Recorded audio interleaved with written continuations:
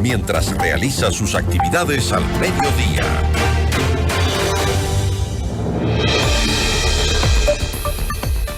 La empresa estatal Petroecuador tiene un nuevo cambio en la dirección. Eduardo Miranda Patiño es el nuevo gerente subrogante de Petroecuador. En 2 años y 7 meses han pasado 9 gerentes por la petrolera. La entrevista a la carta, en diálogo directo con los protagonistas de los hechos. Nos acompaña Jorge Benavides, presidente de EMCO. ¿Cómo está? Muy buenas tardes, Jorge. Gracias por estar con nosotros. Buenas tardes, Giselle. Gracias por la invitación. Un cordial saludo a las personas que siguen esta entrevista. Jorge, estos cambios de rumbo en la dirección de Petroecuador ¿no profundizan la crisis? Son, como decía yo al inicio, en estos 2 años y 7 meses han pasado 9 gerentes por la estatal petrolera.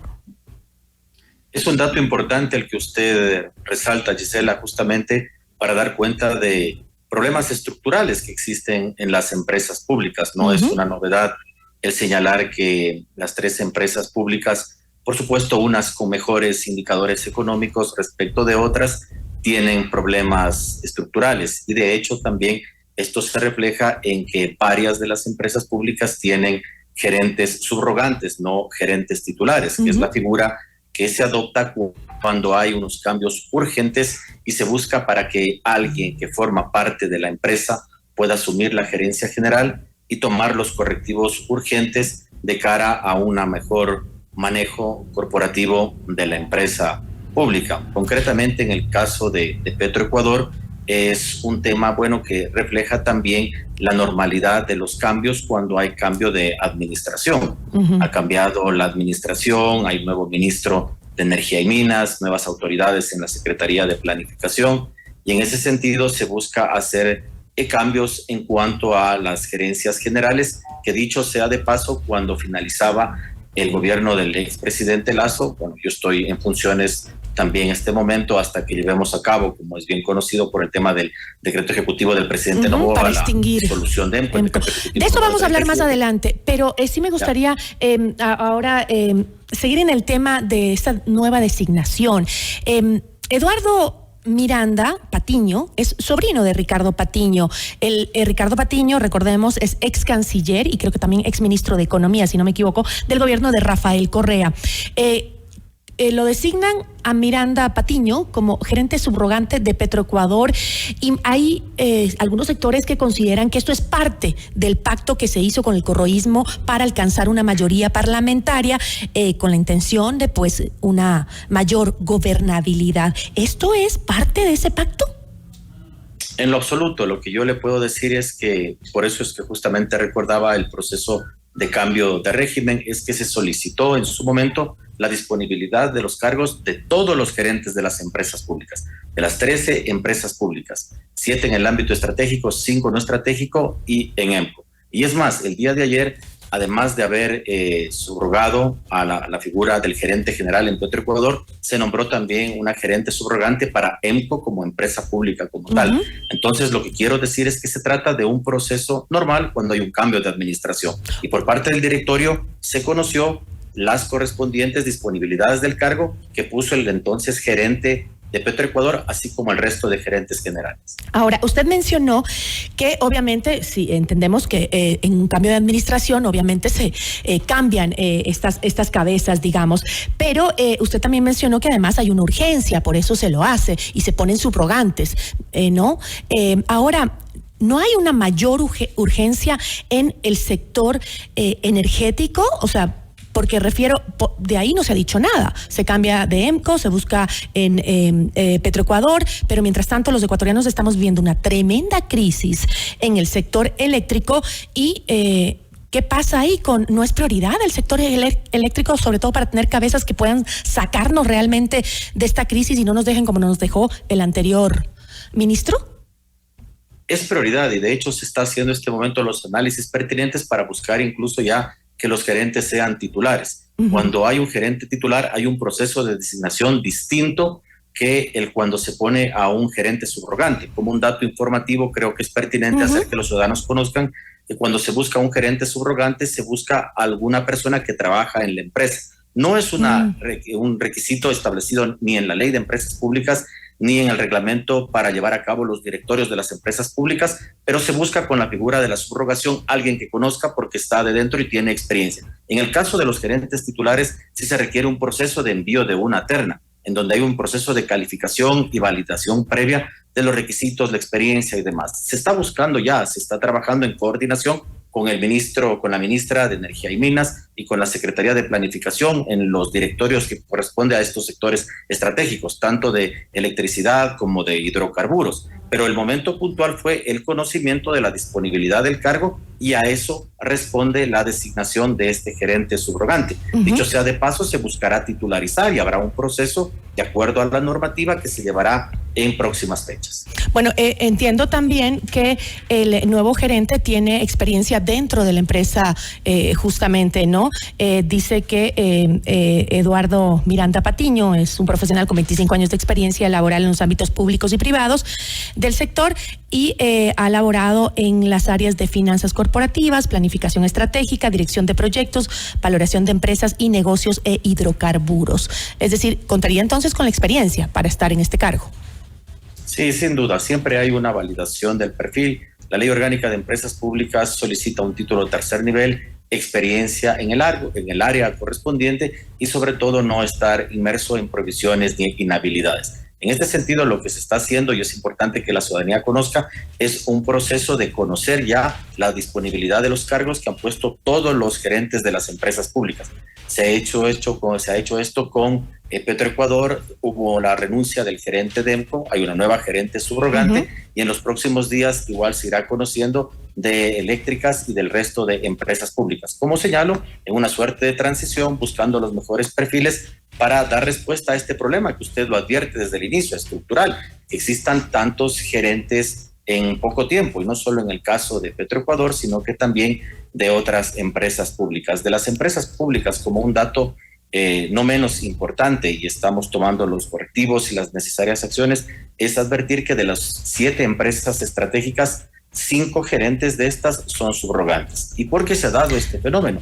Precisamente por tomar correctivos urgentes, cambiando a los gerentes generales ante problemas estructurales y dar respuestas lo más pronto posible dentro del marco normativo y con las competencias que tiene el directorio de las empresas públicas. Pero ¿por qué considera usted que hay tantas falencias en el manejo de las instituciones estratégicas, que son las más importantes para el desarrollo estatal, ¿no? Recordemos que el petróleo es uno de los principales pilares de la economía nacional.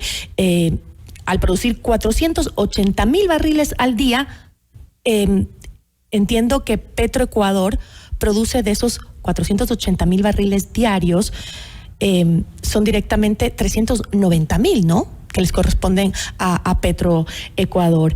Entonces, y hablamos también de las eléctricas en un momento tan duro que atraviesa el país por la crisis energética, los apagones. ¿Por qué? ¿Por qué tantas falencias? Bueno, hay algunos problemas, como señalaba, estructurales y que responden a particularidades precisas de cada empresa.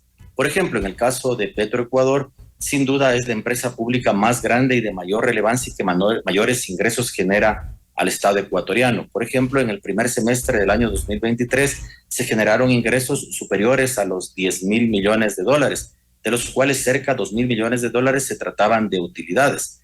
El 78% de los ingresos que generan todas las empresas públicas en su conjunto responde a los ingresos que genera Petroecuador. Flopec es otra empresa importante justamente por la coyuntura internacional del petróleo que tiene unos ingresos importantes y utilidades que son beneficiosas para el país. En el caso de las eléctricas hay problemas estructurales. En CENEL se lo ha discutido. Por ejemplo, tienen pasivos laborales, pérdidas de energía, problemas en la contratación colectiva.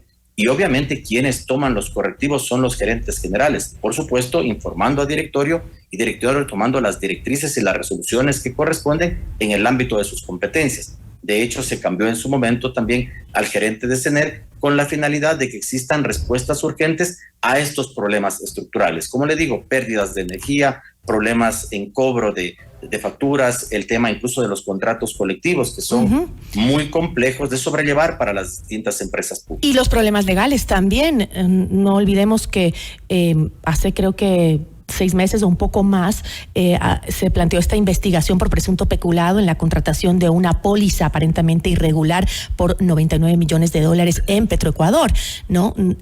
No tengo datos de cómo avanza ese proceso, pero eso también merma el desarrollo normal de la administración de este tipo de empresas. Sí, bueno, hay temas que son ya competencias de las gerencias generales. El caso que usted alude, Gisela, justamente fue suscrito por el gerente de Petroecuador y hubo una revisión de esto enmarcado en lo que dicen las cláusulas normativas del presente de ese contrato. Eso no subió a conocimiento del directorio de Petroecuador porque no superaba el ordenador de gasto, es decir, aquello que directamente pueda contratar el gerente general. Pero como le digo, o sea, a estos problemas complejos estructurales se busca dar respuesta desde el ámbito de las atribuciones que corresponden al directorio de EMCO. Precisamente, por ejemplo, en la aprobación de los planes de negocio, los planes de gestión, los planes presupuestarios. Un dato no menos importante y es fundamental que los ciudadanos también lo conozcan, es que hay algunos problemas de ejecución presupuestaria de las empresas públicas y que suelen venir ligados, por ejemplo, a proyectos de inversión. En el ámbito concreto, por ejemplo, de CELEC, de la generación de electricidad, que son procesos que van ligados a proyectos de inversión y que cuando se está llevando a cabo estos proyectos de inversión existe interposición, por ejemplo, de acciones judiciales, lo que impide el normal desenvolvimiento de esos proyectos de inversión y afecta también a la ejecución presupuestaria. O sea, cuando se habla de problemas estructurales de las empresas públicas, no solo son problemas internos, sino que tienen que ver también, por ejemplo, con el uso abusivo de acciones judiciales para hallar proyectos de inversión, para generar derechos que son en principio solamente para las personas que son parte del Código del Trabajo, sino que también beneficios de estos contratos colectivos para personas que están sujetas al régimen de la Ley Orgánica de Empresas Públicas. Entonces, esta idea de problema estructural no solamente son problemas internos, sino que también externos. Y se busca, obviamente, en el ámbito de las competencias de cada entidad, dar una respuesta lo antes posible para mejorar la ejecución presupuestaria y, en general, la gestión y la eficacia de las empresas públicas. Jorge, ¿cómo avanza el proceso de extinción de EMCO? Usted había advertido que se necesitaba otro decreto ejecutivo. ¿Eso ya se dio? No todavía. Este rato enmarcados en lo que supone el decreto ejecutivo número 37, la elaboración de un informe técnico jurídico para establecer los procedimientos correspondientes para llevar finalmente a la disolución y posterior liquidación de EMCO. Tenemos un plazo hasta el 28 de diciembre, entregaremos el informe antes de este plazo, avanzamos ya en la construcción de este informe y lo que se requiere, señalábamos, es una segunda fase, la expedición ya de un decreto ejecutivo que disuelva a EMCO, pero es clave, 2 temas que son fundamentales. Las competencias nacen por ley y lo que actualmente es competencia de EMCO tiene que pasar a otras entidades. Y precisamente en ese informe técnico se determinará qué competencias son fundamentales para llevar a cabo la coordinación de las empresas públicas, que eso está establecido en la Constitución. Y por otro lado también está el tema de los funcionarios que actualmente laboran en EMCO.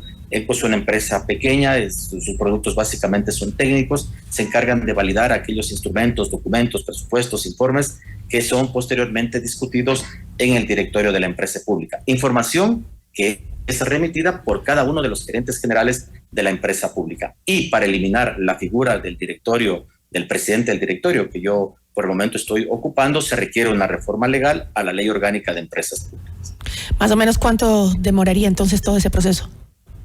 Bueno, es un procedimiento que en principio la primera fase será con el informe que presentaremos al presidente de la República y luego ya dependerá de toda la coordinación que haya con otras entidades públicas para el traspaso de facultades que actualmente son atribuciones de EMCO. Jorge, muchísimas gracias.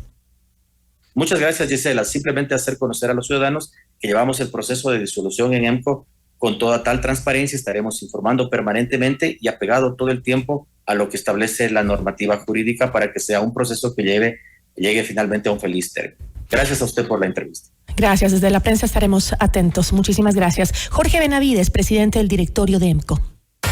Notimundo a la carta. 60 minutos de noticias actualizadas. Conducción Gisela Bayona.